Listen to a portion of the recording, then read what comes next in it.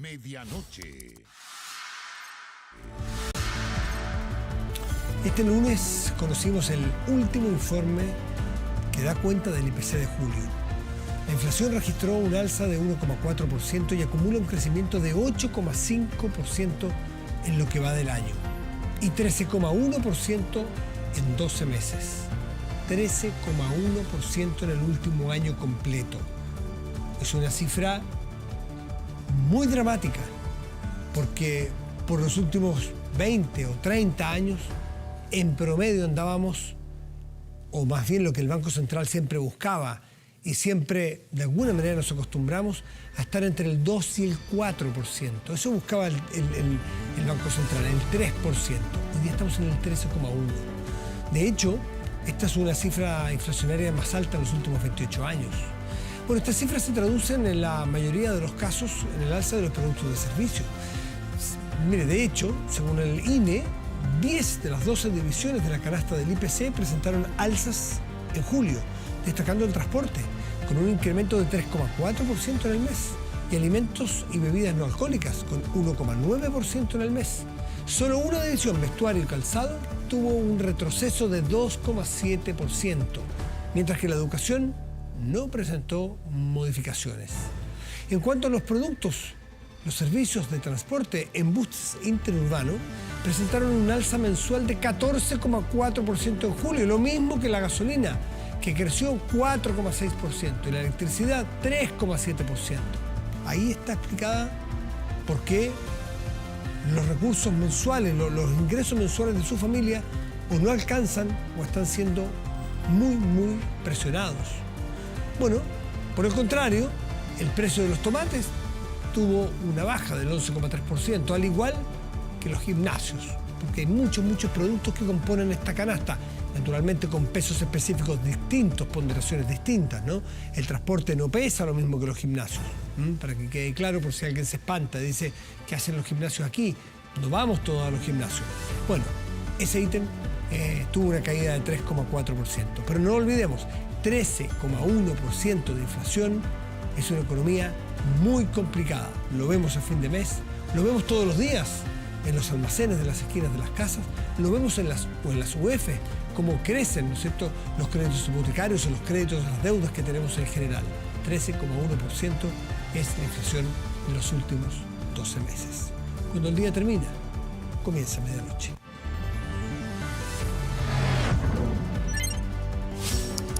Medianoche. Claudia Pizarro, alcaldesa de La Pintana, está con nosotros esta noche. ¿Cómo está, Claudia? Muy bien, muchas gracias. Por tenerla aquí nuevamente. Sí, hace como un año que no venía. No tanto. Sí. ¿Sí?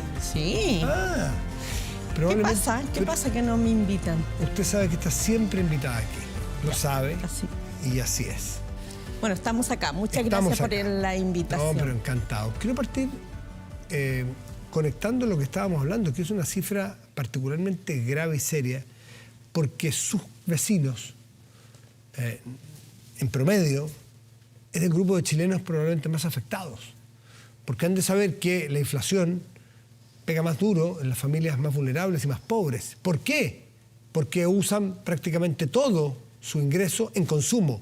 Todo lo que reciben en un mes se lo gastan porque tienen que comprar balones de gas, qué sé yo, fideo, pan. Se lo gastan. No les queda mucho espacio a los más pobres o nada de espacio para ahorrar. Una familia que tiene espacio para ahorrar, bueno, puede ahorrarlo y puede guarecerse de la UF. Por otro, les pega, pero seco, en el corazón a sus familias.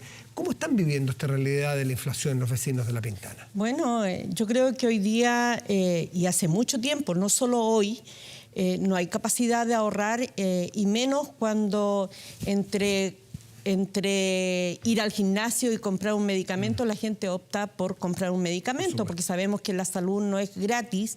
Hoy día hay una larga espera para operaciones. 300.000 personas esperan cirugía. Bueno, y qué decir, en la comuna de La Pintana no hay gimnasio, entonces esta realidad de que hay una caída también en los gimnasios tampoco se acomoda también a nuestra comuna. Nosotros pronto estaremos por inaugurar un gimnasio y espero que sea en diciembre, pero también esto viene agravándose hace mucho tiempo. No es a causa del proceso constituyente que estamos viviendo, yo quisiera dejarlo súper en claro, pero claro que afecta y sobre todo en la calidad de vida, porque hay que optar entre comer y además ir al cine, que es lo que hago, comer. Y en lo esencial que hay que hacer, el precio de la parafina. Nosotros, gracias a la actitud que ha tenido la empresa privada, este es tercer año que podemos beneficiar a 2.000 adultos mayores en la comuna de La Pintana, y me gustaría que muchas empresas tuvieran esta misma conducta de responsabilidad social también con los que menos tienen. Bueno, y además que los salarios no necesariamente se reajustan por IPC. Los salarios no crecen a la misma velocidad que crece la inflación, entonces el poder adquisitivo de estas familias cae. Y lo que dice usted, que cine, que gimnasio, hay veces que ni pensarlo, ¿no? Además que no tenemos ni siquiera cine. Bueno, pero uno pudiera pensar que podrían ir al centro, que podría salir, pero hoy día están enfocadas las familias más vulnerables en llegar a fin de mes, porque los precios se les disparan, ¿no? Hay que calefaccionarse. Nosotros hemos dicho hace mucho tiempo y hemos acuñado la palabra sobrevivir. En la comuna de La Pintana se sobrevive, y no hace poco. Yo vengo hablando esto desde que soy alcaldesa. Por lo tanto, hoy día creo que nos aflige a la mayor cantidad de ciudadanos hoy día que estamos viviendo esta inflación. Pero los pintaninos hemos vivido toda la vida así. Y por eso hace falta una nueva constitución que asegure los derechos fundamentales. Esto quiere decir también que sí es cierto que el precio de la vida cada día se encarece mucho más, pero hay gente que teme por la salud también. Y creo que nosotros debemos igualarnos en términos de cómo viven las manadas, los cardúmenes, que cuando no hay una competencia, que cuando alguien se queda atrás, somos capaces de acompañar al que se queda atrás como Estado. Creo que eso es lo que nosotros esperamos de un nuevo Chile. Ayer teníamos en Estado Nacional un debate muy interesante de dos exministros de Hacienda, Ignacio Briones y Nicolás Izaguirre. Y Nicolás Izaguirre, representando la opción que usted representa, que es la del apruebo, decía, él como ministro de Hacienda, que tiene carrete en este tema, decía, no podemos prometer, algo así como no podemos prometer que el día de mañana van a llegar mejores ingresos, mejor salud al día siguiente o van a mejorar los ingresos. ¿No tiene temor a las expectativas que se genere con la opción que usted defiende de decir, si gana y si hay una nueva constitución, va a cambiar de la noche a la mañana, podrá empezar alguno más ingenuo todo? ¿Cómo se manejan esas expectativas? Yo creo que hay que aterrizar la expectativa. Yo nunca he dicho que esto va a cambiar el día 5 de septiembre. Yo creo que es un proceso paulatino, y también lo dice la misma nueva Constitución. Habrán cosas que podrán cambiarse en 3 años más, se podrá avanzar. Esto es el rayado de la cancha, la nueva Constitución, pero aquí faltan las leyes que vayan a limitar este proceso y hasta dónde. ¿Ya? Creo que esto no cambia el 5 de septiembre, eso es iluso, pero es una esperanza que todo va a cambiar en este nuevo Chile que necesita no solo la comuna de La Pintana, sino todo un país. Por lo tanto, para mí significa la esperanza, esta esperanza que vengo peleando hace 42 años. Creo que hoy día la garantía de estar vivos es pelear porque las cosas cambien y no quedarnos como estamos hoy día. Usted está hiperjugada por la opción apruebo, como su partido, la mesa de su partido, el Demócrata Cristiano. Y en ese contexto de la campaña, usted recibió se puede decir, no amonestación, pero un dictamen, no sé si raspacache, le podría decir alguien, ¿no? De la Contraloría General de la República, que determinó que es improcedente el actuar suyo en campaña. Que está con el apruebo, obvio que está, pero que tuiteó en horas de oficina o en horas de trabajo, y una serie de cosas que la Contraloría le carga. Pero usted, bueno, cuénteme eso primero. Sí, la Contraloría le hicieron acusaciones en contra mío 8 personas. Sí. Entre eso el diputado Kaiser de Republicanos. Republicano, y supongo que el resto también son de ultraderecha. Solo la Contraloría me hizo llegar 2 presentaciones de las 8, por lo tanto 6 no conocí.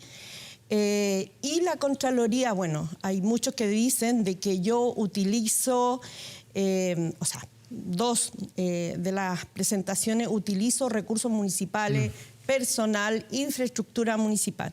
La Contraloría en el dictamen se pronuncia y dice que eso no ha lugar, que eso no es así. Y bueno, supongo que el diputado Kaiser lo que dice es que yo estaba en un recinto municipal y la Contraloría dice que es improcedente que en mi horario libre, sabiendo la Contraloría que estoy en mi horario libre un día 16 de julio, día feriado, día sábado, en una dependencia que un vecino prestó, que organiza un colectivo que se llama La Pintana Aprueba, que es improcedente que yo tome una bandera del apruebo y que detrás mío exista un telón.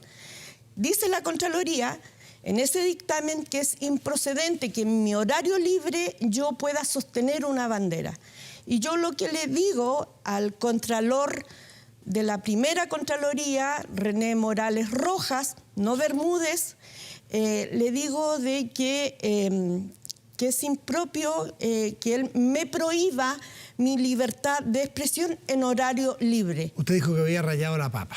Efectivamente, yo creo que no hay que preocuparse de la forma, sino del fondo.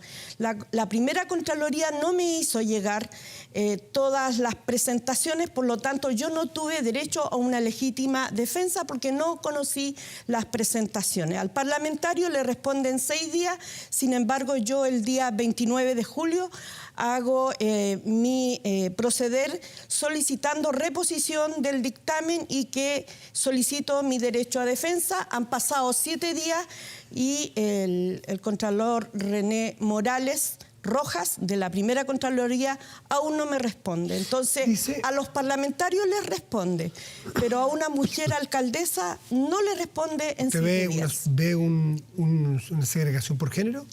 Veo, sí, una segregación por ser alcaldesa y no parlamentaria o por ser mujer.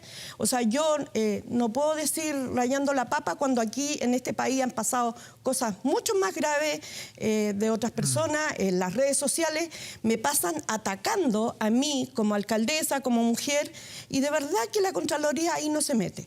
También sabiendo que hay bots de derecha que pasan todo el día molestándome fuera de mi horario laboral.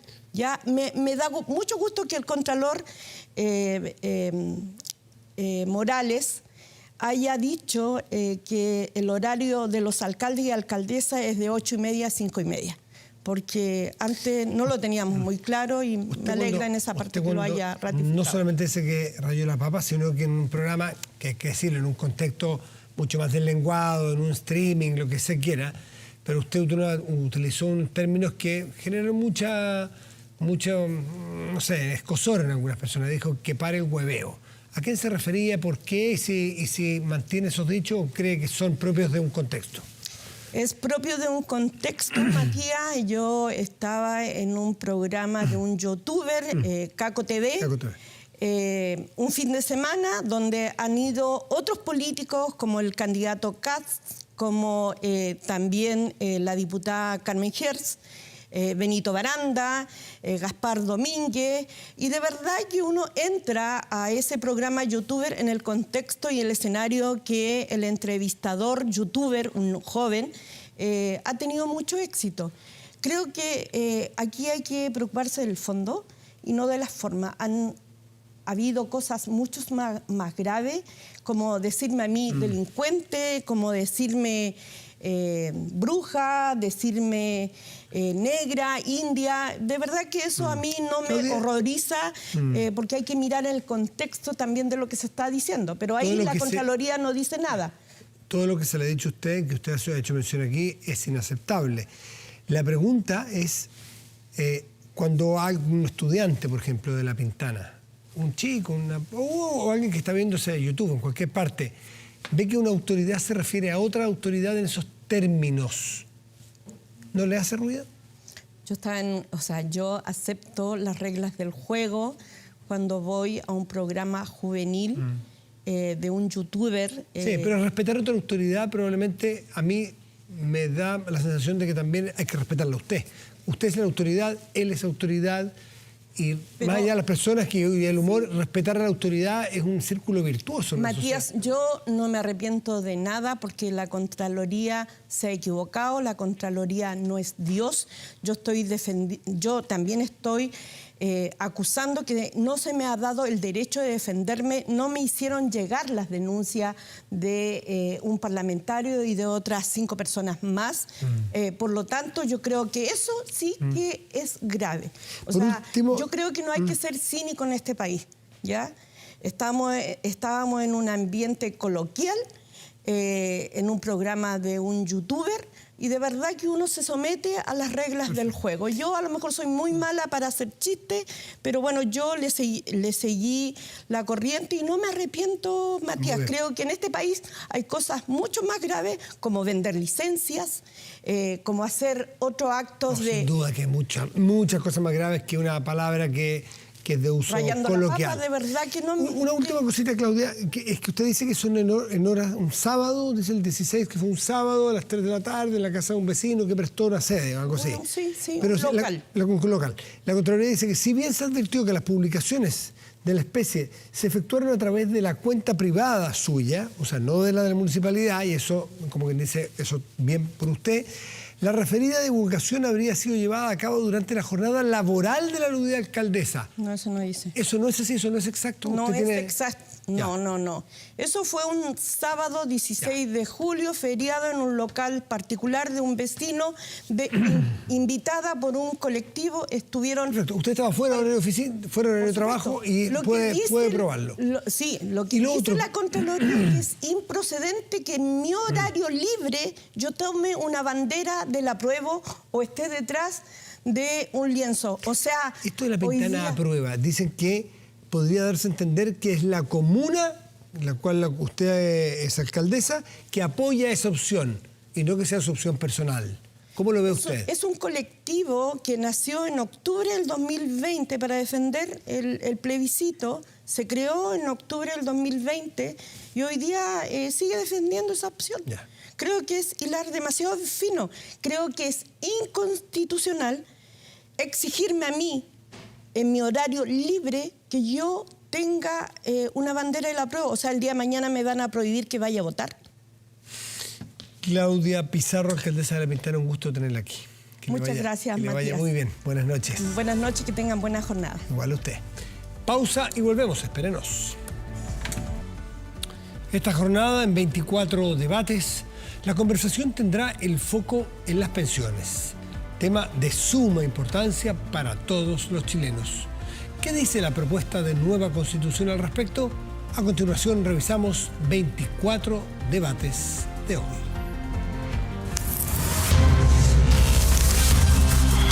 ...24 debates... camino al plebiscito. Vamos a conversar acerca de las pensiones.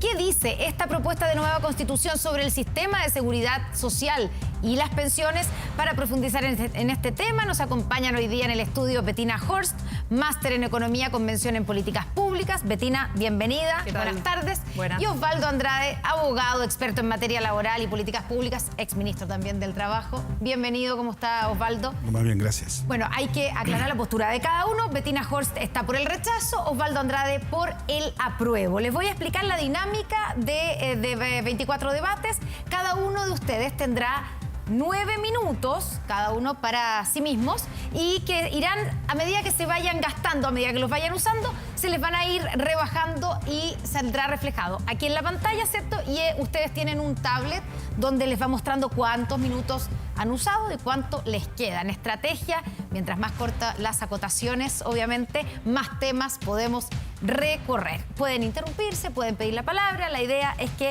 podamos hacerlo de una manera, por supuesto, civilizada y con respeto a las diferencias. Ese es el espíritu aquí en 24 debates. Dijimos que vamos a hablar de seguridad social. Eso está contenido en la propuesta de nueva Constitución en el artículo 45. Les voy a leer el inciso 1. Toda persona tiene derecho a la seguridad social fundada en los principios de universalidad, solidaridad, integralidad, unidad, igualdad, suficiencia, participación, sostenibilidad y oportunidad. ¿Cómo sería el futuro sistema de pensiones de acuerdo a esta propuesta de nueva Constitución, Osvaldo? Va a ser un sistema que va a ser coherente en dos cuestiones que el actual sistema no es, y es el sistema laboral con el sistema de seguridad social. El sistema laboral hoy día tiene un problema, no da estabilidad, es hostil con las mujeres y los jóvenes, no es formal y genera muchas lagunas, qué sé yo. Y en consecuencia el sistema de seguridad social que tenemos es completamente incoherente con eso.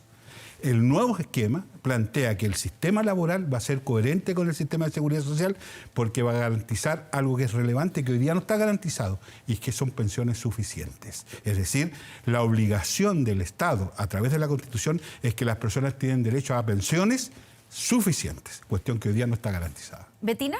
Sí, a ver, yo creo que hay que diferenciar del debate lo que dice la Constitución respecto al sistema de pensiones que uno quiere construir después con las políticas públicas versus lo que es un sistema de pensiones. Entonces, a mi modo de ver, lo que hoy día se establece en la propuesta de nuevo texto constitucional, estoy de acuerdo con Osvaldo en cuanto a los criterios que ponen de suficiencia, universalidad, etcétera. Estamos todos de acuerdo con eso. Lo que yo veo acá, el riesgo y por qué mi opción es rechazar esta propuesta para un sistema de pensiones futuro, es precisamente porque acá lo que se abre es una captura del sistema político a los fondos de pensiones acumulados. ¿Y por qué digo esto? Porque más allá del sistema de pensiones, cualquier reforma a seguridad social puede ser iniciativa exclusiva del Parlamento, en la medida que no implique gasto, por lo cual cualquier fondo de ahorro colectivo para pensiones puede ser gastado, alterado su gasto, por un quórum simple y por moción parlamentaria en la Cámara de Diputados y Diputadas. Y ahí donde yo veo el principal traspié y el retroceso respecto a lo que tenemos hoy día, que es el eventual riesgo de captura política por parte de los ahorros de los trabajadores. Ahora, en el inciso 3 del mismo artículo 45 dice claramente que los recursos con que se financia la seguridad social no podrán ser destinados a fines distintos que el pago de los beneficios que establezca el sistema. ¿Por qué usted cree que hay una posibilidad de apoderarse de esos fondos? Porque es muy sencillo, Connie, porque cuando tú tienes un fondo colectivo de ahorro, como es por ejemplo la propuesta que hoy día quiere poner el gobierno en el Congreso, ¿no es cierto? Ahí se habla de un fondo de ahorro colectivo. Y ese fondo va a empezar a acumular recursos, ¿no es cierto? Y ese fondo va a ser solamente para seguridad social. Pero nada te asegura que las nuevas generaciones, las actuales generaciones más jóvenes que van a aportar a ese fondo, finalmente esos recursos no se destinen para gastos mayores para los de mayor edad a punto de pensionarse, diciendo, bueno, el día de mañana, con las futuras cotizaciones, usted va a recibir esas pensiones. Entonces, acá, como no se asegura la propiedad de las cotizaciones de los trabajadores, el riesgo está en que se gaste desde el mundo político en pensiones de los actuales pensionados, dejando con menos recursos disponibles a las futuras generaciones. Osvaldo. Valdría la pena precisar de qué estamos discutiendo. La invitación a que discutamos es de la propuesta constitucional. Sí. Si usted quiere que discutamos respecto al proyecto de ley que el actual gobierno está enviando al Parlamento, yo no tengo inconveniente en hacerlo.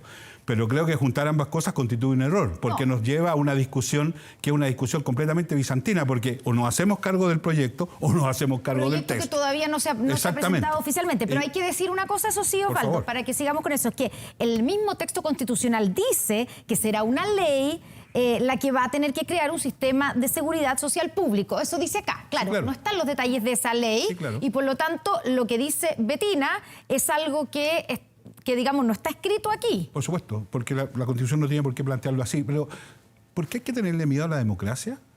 Esto de la mayoría y de la política como si fuera un monstruo que se nos viene encima y que puede provocar el descalabro.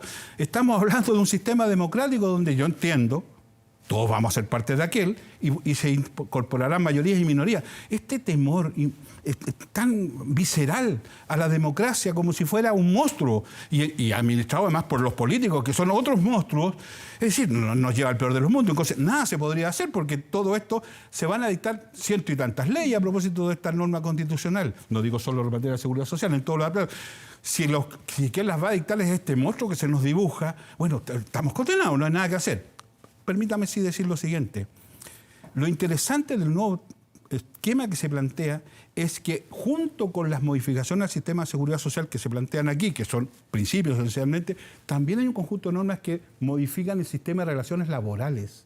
Y en consecuencia, lo que vamos a tener, se espera, si así ocurre, vamos a tener un trabajador que va a tener estabilidad, que va a tener formalidad, que va a poder cotizar, mujeres que van a tener el reconocimiento que tienen, que hoy día no lo tiene el sistema, etcétera. Entonces, yo estos temores, yo los encuentro un poquitito infundados. Betina, ¿usted coincide en los beneficios o digamos, lo que subraya Osvaldo en cuanto a la propuesta integral, o sea, el sistema de seguridad social con también el mercado laboral?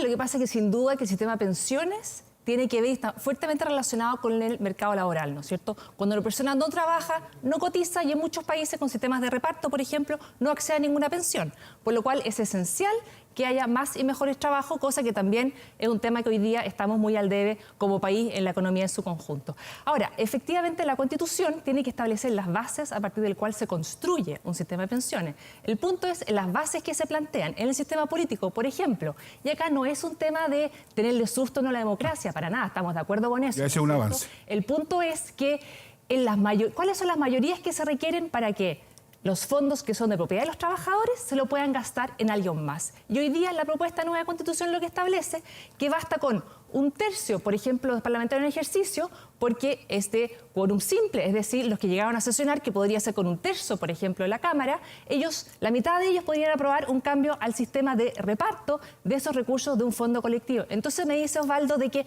no hablemos de la propuesta del gobierno, porque lo que importa acá es la Constitución. Estoy de acuerdo, hoy estamos hablando de la Constitución, pero hay que imaginárselo en la idea de quienes han impulsado este texto y quienes lo apoyan, y que junto con este texto ya estar hablando de qué sistema de pensiones construyen sobre él. Y ahí el riesgo de captura política es altísimo. Ahora, hablemos... Perdón, sí, Osvaldo. Es que yo siempre he querido que se me explique, a lo mejor porque me dedicaba una buena parte de mi vida a eso, pero ¿qué es esto de la captura política? Es que hay en este país unos maleantes que son las políticas que se capturan estas cosas para ver... Porque esa es la impresión que uno siente cuando escucha, y con el discúlpeme, los que estamos conversando acá, algunos serán más técnicos que otros, pero todos estamos en la política. Entonces, pareciera ser que hay una autoasignación de cierta responsabilidad. Y lo segundo que quiero señalar, yo no tengo problema que discutamos el nuevo proyecto, por favor. Lo que quiero transmitir es lo siguiente. En la propia Constitución hay otras normas que garantizan que todas estas preocupaciones que se plantean acá se disipen. Está el derecho a propiedad, está la no expropiabilidad. ¿Está el derecho a propiedad respecto claro, a los fondos? Sí, claro. No, pero sí, es que no tiene por qué estar en materia de los fondos. Lo que tiene que estar es el derecho a propiedad en su conjunto, porque el derecho a propiedad es un valor. ¿Y a usted le parece malo que sea el precio justo? ¿Hay otro precio que sería injusto? Bueno, es que esa es la pregunta de quienes impulsan el precio justo. No, pero por eso... A mí me gusta por el daño patrimonial a la gente que le quitan esos recursos. Y a lo mejor ese es el precio justo. Pero a lo mejor, ya. Okay. Bueno, pero por eso le digo, porque habrá que discutirlo. A lo mejor está la duda. La contradicción a precio justo es el precio injusto. Yo entiendo que si a usted no le parece el precio justo es porque estará pensando en el precio injusto.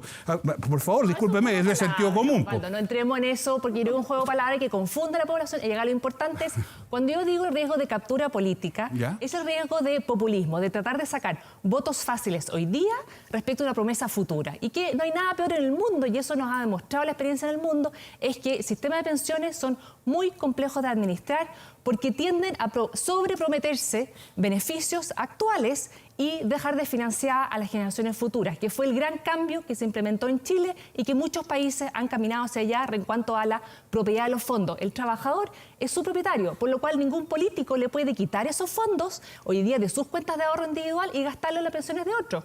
Cosa que el día de mañana, con un fondo colectivo y con un congreso, con atribuciones en esto, y con mayoría simple, sí puede ser. Pero vamos, ese es un vamos hecho, por es una descripción del texto, es una interpretación. Entonces es importante, cuando yo hablo de riesgo de captura política, a eso me refiero. Pero aquí hay lo que está planteando Betina es esa especie de temor que yo no sé si fundado o infundado, se lo pregunto a Osvaldo Andrade, de que a raíz de, si se aprueba esta Constitución y se aprueba el proyecto de ley que supuestamente va a presentar el gobierno, porque todavía no lo ha presentado oficialmente. Cualquiera que genere un fondo colectivo. Ya, perfecto. Está la posibilidad de que a los trabajadores les quiten sus ahorros. Sí, es que a mí me llama la atención... Se gasten otros trabajadores.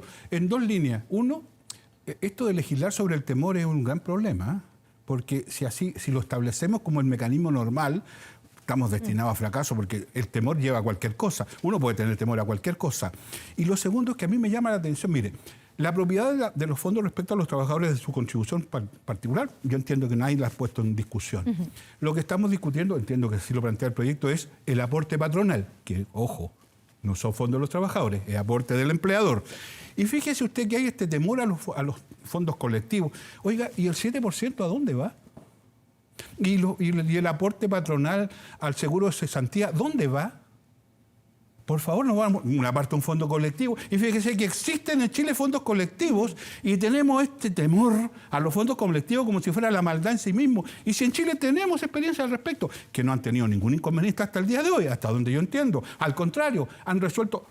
El seguro de cesantía, creación del gobierno del presidente Lagos, fue un tremendo aporte para enfrentar los problemas que se suscitaron en el mercado laboral en materia de la pandemia. Y era un fondo colectivo.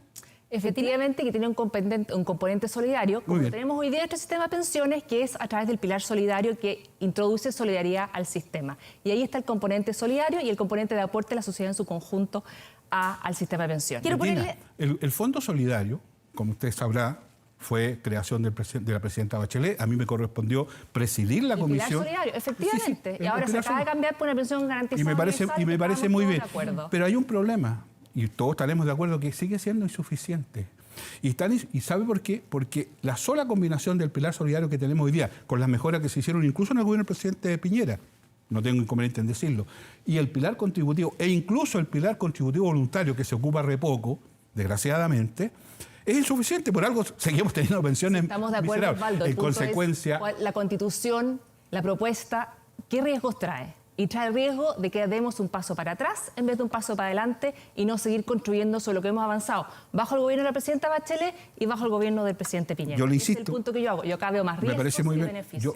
Lo que pasa es que no me siento en condiciones, Betina, de disipar sus temores. No me siento capaz de aquello. No, Lo que trato simplemente... temores como una cosa como cómica. No, al contrario. La Constitución es para dar certidumbres, para dar certezas, para seguir avanzando. Mire, Y cuando acá se plantean incertezas y dudas respecto a un texto, ahí ya partimos con un texto con graves defectos. No pretendo burlarme de sus temores, por favor, cada uno tiene los temores que tiene. Lo que quiero decirle simplemente que me es muy difícil disiparlo porque le estoy tratando de dar ejemplos concretos en la legislación chilena, instituciones que operan en la legislación chilena que tienen esa característica que a usted le provoca temor. Y sin embargo, fíjese, la experiencia ha demostrado... La mayoría valora la propiedad de sus fondos. Entonces, y me ahí parece hay muy un bien. tema de fondo. Y cuando usted habla del aporte patronal, también es un juego de palabras, porque ese 6% adicional, que sería el día de mañana con una futura reforma de pensiones, ese se genera porque la persona va a trabajar, porque hay un trabajador. Entonces, finalmente, fruto de su trabajo, lo demás Expliquémosle a la gente que está en la casa que el 6% adicional, si se mantiene o no la cotización individual y el fondo solidario, no aparecen aquí, ¿cierto? ¿Estamos de acuerdo con por eso? supuesto que no. Y dijimos que en el inciso 3 del mismo artículo 45... En el número 3.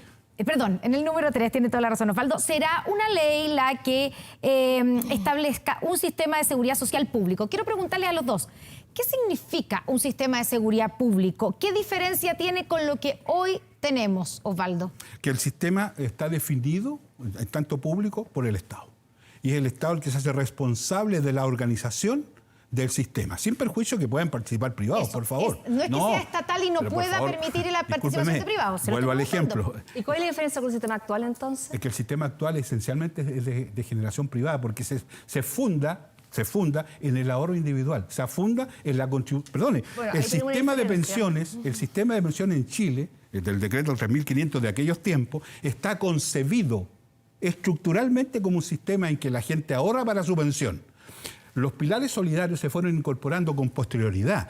En su matriz, cuando se prometió este sistema, nos decían que con la pensión que nos iba a dar el sistema de contribución individual íbamos a tener una pensión cercana a más del 70%. Esa fue la promesa del sistema, esencialmente privado. ¿Y por qué? Porque eso permitía más generar un gran fondo. Bueno, ese es otro tema. Entonces, lo que cambia es que hoy día las responsabilidades se establecen en el Estado. Y es el Estado el que organiza. Mire, discúlpeme, me dediqué una buena parte de mi vida a hacer leyes. Cuando se planteó la idea de ampliar el sistema AFP para que participaran otro tipo de instituciones como los bancos, en este país un sector político se negó. ¿Y sabe por qué se negó? Porque era posible que entrara el Banco del Estado. A propósito de los temores, el temor que hay actores públicos en este sistema es brutal para muchos. Ya, y Betina, porque quería agregar entonces, en este esquema que define la propuesta de nueva Constitución, no sale en ninguna parte, no se nombra ni para bien ni para mal, digamos, las AFP, que son las que actualmente administran los fondos. La pregunta es, ¿las AFP con esta propuesta desaparecen? No. No necesariamente. No, pues a ver, si yo tengo fondos, bueno, yo ya estoy pensionado, pero si yo tengo fondos en el sistema de contribución individual, yo los puedo seguir manteniendo y quien los va a administrar eso es la AFP. Lo que sucede es que hay que hacer un cambio en la estructura de organización. ¿Por qué? Y aquí son ideas.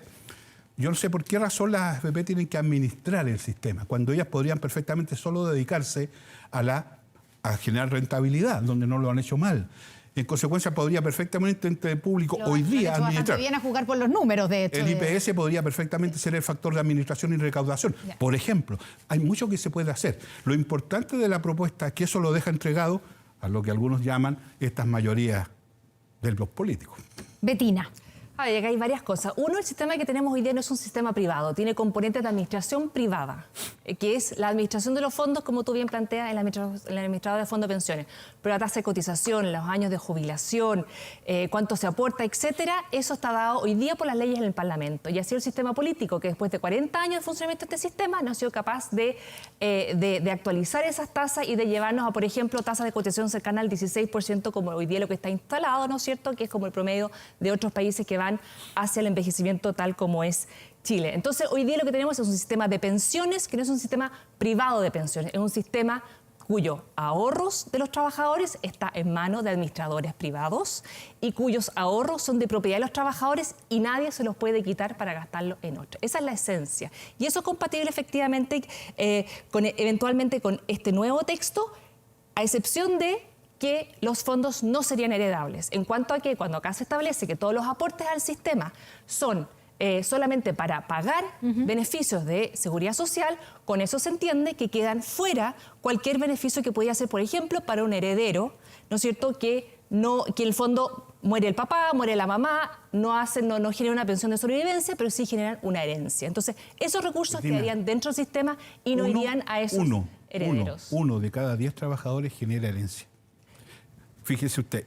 Aunque sea fíjese usted, uno de cada 100, es valorado y la gente lo quiere, porque eso refleja que es de propiedad de los trabajadores. Es tan tuyo y nadie te lo va a quitar. ¿Son heredables los fondos o serán heredables, Osvaldo? ¿Mañana van a ser? Lo que pasa es que como sistema de seguridad social, conceptualmente los fondos deben ser destinados al pago de pensiones. Entonces no son heredables. Eso es lo que estás planteando. Termino. Y en consecuencia, en la medida que los fundamentales que generen pensiones de sobrevivencia o invalidez están bien planteados. Si eventualmente hoy día el sistema permite que haya un saldo de aquello, oiga, ¿y los fondos de las rentas vitalicias son heredables? No, porque uno compra una renta, es otro. Está bien, la gente lo que usted quiera. Libremente. Entonces, por lo que yo entiendo, Osvaldo Andrade está en contra que los fondos de pensiones sean heredables.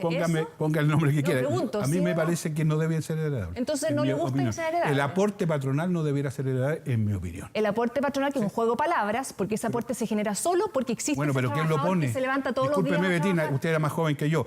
Sin lugar a dudas. ¿Y cuál era el sistema? También el patrón, pues también el empleador. Entonces es mentira que es aporte patronal, pues entonces lo pone el trabajador. Eso se genera a partir.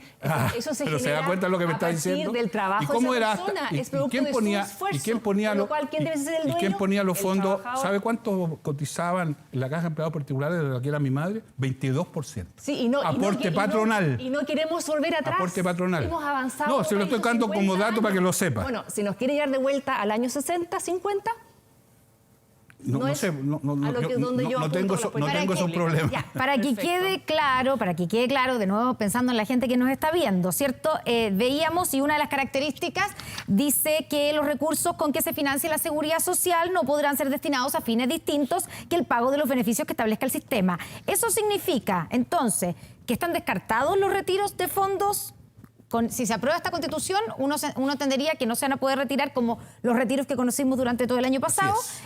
Como esos retiros están. Sí, pero ese tipo de retiros. Sin embargo, fueron una reforma constitucional para saltarse la Constitución. Entonces, nada asegura el populismo legislativo que hemos visto en el pasado. O sea, usted dice que nada asegura que una nueva reforma constitucional permita retiro. Efectivamente. O sea, pero es que lo que me pasa... Bueno, ¿por qué queremos que la Constitución sea un candado que impida que la democracia se exprese? Si mañana o pasado, escúcheme, si mañana o pasado hay una mayoría parlamentaria que justifica retiro de fondos para que las personas puedan enfrentarse ante situaciones de enfermedades catastróficas terminales, pero fíjese pero eso no podría ser de acuerdo con su criterio porque sería contra la Constitución. Entonces, disculpe, bueno, hay un debate abierto todavía. Bueno, pero por esto le estoy diciendo. Si hay un debate abierto, ¿me concederá usted que la democracia tiene derecho a manifestarse en sus momentos? Osvaldo, ¿o no? Osvaldo Andrade, le quedan 9 segundos, 8 segundos, así que ahí... Voy a guardarlo, ya, entonces. Guardémoslo. Sí, y Betina Horst le queda un poquito más. Entonces, Ya, para aclarar, quedarían descartados si se aprueba, pensando no en una nueva reforma constitucional, Betina, sino que en lo que sale aquí es que querían descartados los retiros, como los conocimos, los retiros de fondos del año pasado para que la gente, digamos, invirtiera en una ¿ya? Y también quedaría descartado la heredabilidad de los fondos, que hoy día existe. En ese sentido habría un cambio, pero seguiría existiendo la cotización individual.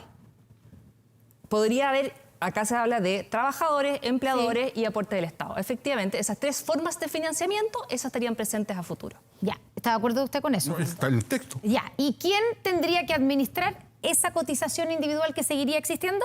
Eso hoy día no lo dice el texto. Ya, pero ¿qué es lo que postulan?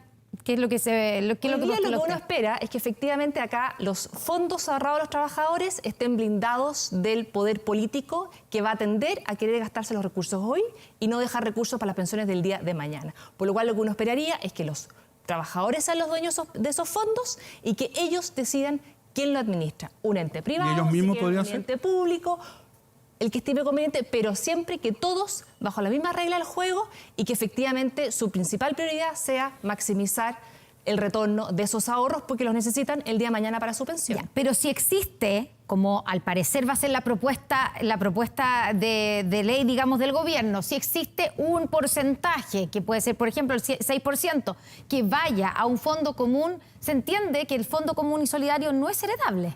Se entiende distintas cosas. Uno, que no es heredable. Sí. Dos, que por mayoría simple, es decir, con la cantidad de parlamentarios que ese día están en el Congreso, que puede ser, al final, con los votos de una tercera parte de la Cámara, pueden aprobar cualquier fórmula de distribución de recursos de este Fondo Solidario, efectivamente.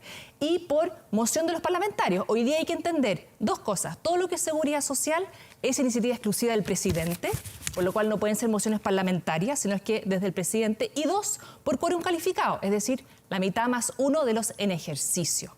El día de mañana lo que tenemos es que este fondo colectivo, eventualmente, por ejemplo, pudiera ser definidos sus parámetros de gasto por el Congreso y por un quórum simple que podría llegar a ser incluso una sexta parte de los representantes electos. 5 segundos, 4 segundos le quedan a Betina Horst. Osvaldo Andrade, en respuesta, aproveche sus últimos segundos. Yo creo que lo peor en la vida es operar siempre sobre el temor. El miedo nunca lleva a buen camino.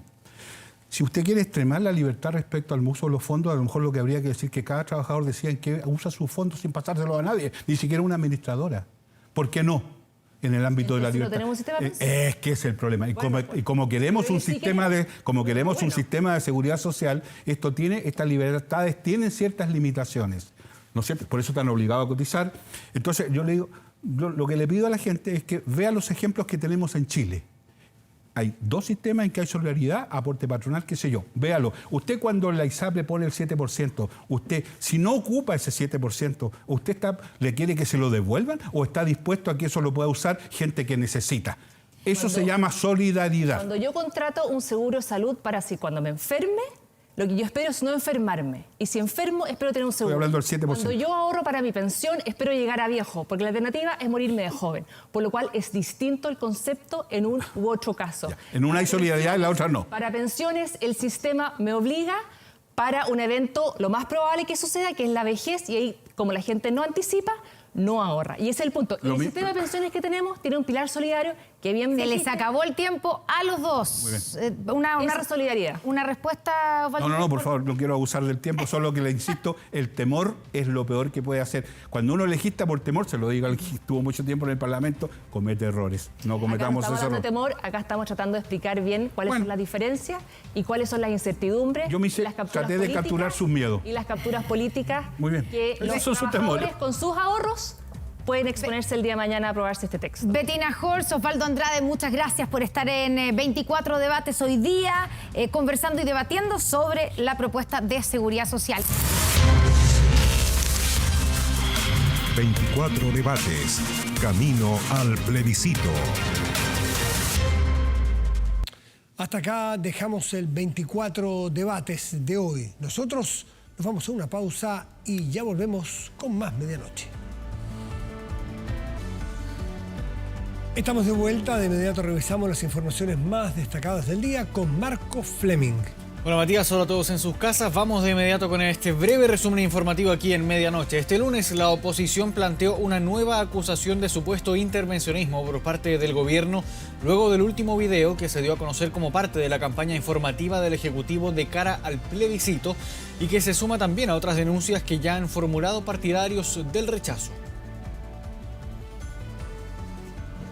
El gobierno en su desesperación ha incurrido en una serie de intervenciones, de noticias falsas, con recursos de todos los chilenos. Le faltan argumentos, ¿cierto? A lo mejor para hacer campaña sobre el rechazo y ahora su mejor forma es enlodar lo que está haciendo el gobierno, que es su función. Y este lunes la vicepresidenta de la República, Isquia Siches, encabezó un nuevo comité político. Uno de los temas abordados fueron los dichos del presidente del Partido Comunista, Guillermo Tellier, quien aseguró que el 99% de la propuesta de nueva constitución era correcta y que por ende no necesitaría cambios o reformas. Los dichos de Tellier generaron reacciones en el socialismo democrático, quienes señalaron que hay confianza para llegar a un entendimiento y posibles modificaciones a la propuesta presentada por la convención. Mientras tanto, la ministra vocera de Gobierno, Camila Vallejo, recalcó que es responsabilidad de los partidos las conversaciones para que se orienten en la búsqueda de acuerdos.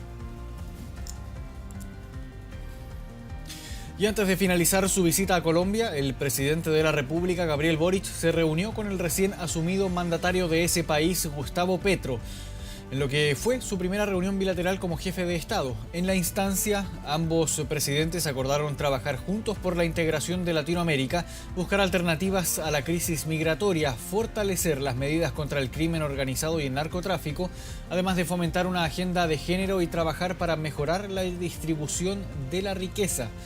El presidente Boric aprovechó de reiterar la disposición de Chile para colaborar como país garante de negociaciones entre el gobierno colombiano y el Ejército de Liberación Nacional.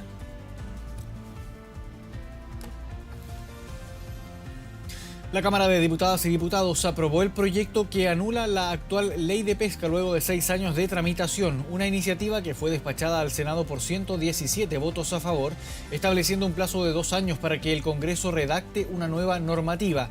El proyecto, ingresado en enero de 2016, comenzó a discutirse la semana pasada, luego de la rendición del informe de las Comisiones Unidas de Constitución y Pesca. Cabe recordar que el objetivo de este proyecto, que deroga la ley, surge luego de hechos de corrupción ocurridos en el caso Corpesca, que terminó con 2 exparlamentarios de la UDI, Jaime Orpiz y Marta Isasi, condenados por delitos de cohecho. Y atención, la noche de este lunes, diversos usuarios presentaron problemas de conexión de internet en diferentes compañías de telefonía móvil. Por medio de redes sociales, los afectados reportaron fallas en servicios de WOM, Movistar y BTR. Las fallas comenzaron cerca de las 7 de la tarde, afectando a varios sectores del país. Entre estos se encuentra la región metropolitana, Antofagasta y Valparaíso, entre otras regiones. Producto de esto, la Subsecretaría de Telecomunicaciones indicó que se comunicaron con las empresas para conocer los tiempos y medidas de reparación de este problema. Desde Movistar indicaron que las fallas se deben a imponderables externos, mientras que las otras compañías no se han manifestado al respecto hasta el momento.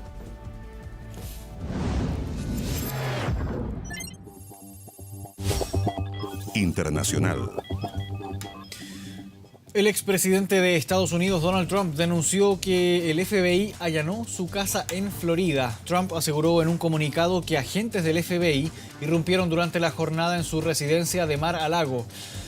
El exmandatario dijo que nunca le había pasado algo como eso a un presidente de Estados Unidos y que ese tipo de cosas solo ocurre en países corrompidos del tercer mundo, algo en lo que asegura se ha convertido su país. Trump señaló que luego de trabajar y cooperar con las agencias gubernamentales, la redada no era necesaria ni apropiada y acusa frontalmente a los demócratas. El expresidente, recordemos, enfrenta varias investigaciones relacionadas a su papel durante el asalto al Capitolio y también al manejo de sus negocios. Esta noticia sacudió al mundo durante la jornada. A los 73 años falleció la australiana Olivia Newton-John, quien saltó al estrellato internacional como cantante y también estrella de cine. La noticia fue confirmada por su esposo, quien aseguró que la cantante murió en paz en su rancho en el sur de California. rodeada de familiares y amigos. Cabe recordar que la artista luchó contra el cáncer de mama durante más de 30 años. Olivia Newton-John tuvo una extensa carrera desde inicios de los 70, pero su gran oportunidad llegó en 1978, cuando protagonizó junto a John Travolta la icónica película Grease, representando a Sandy e interpretando recordadas canciones como You Are the One That I Want y Summer Nights. Precisamente el actor tuvo sentidas palabras para quien fuera su compañera en esta conocida película de los 70.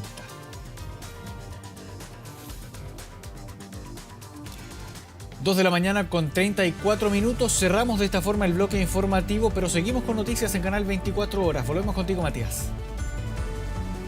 Bien, Marco, muchas gracias. Buenas noches. Y nosotros vamos a la pantalla grande de nuestro estudio, revisamos de inmediato nuestro portal de noticias y contenidos 24horas.cl, que en este momento destaca el cambio de hora. Habrá novedades.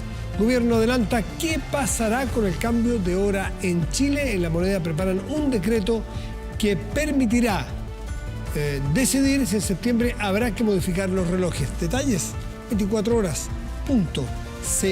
Revisamos el tiempo para hoy, martes 9 de agosto, que lo que indica que mañana, más bien hoy día ya, aquí en la región metropolitana, en Santiago, habrá cielo despejado y una máxima probable de 20 grados.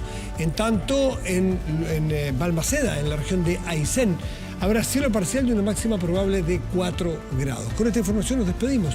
Agradecemos su atención y nos dejamos invitados a que sigan atentos a las pantallas de TVN y todas sus plataformas. Muy buenas noches y gracias por venir.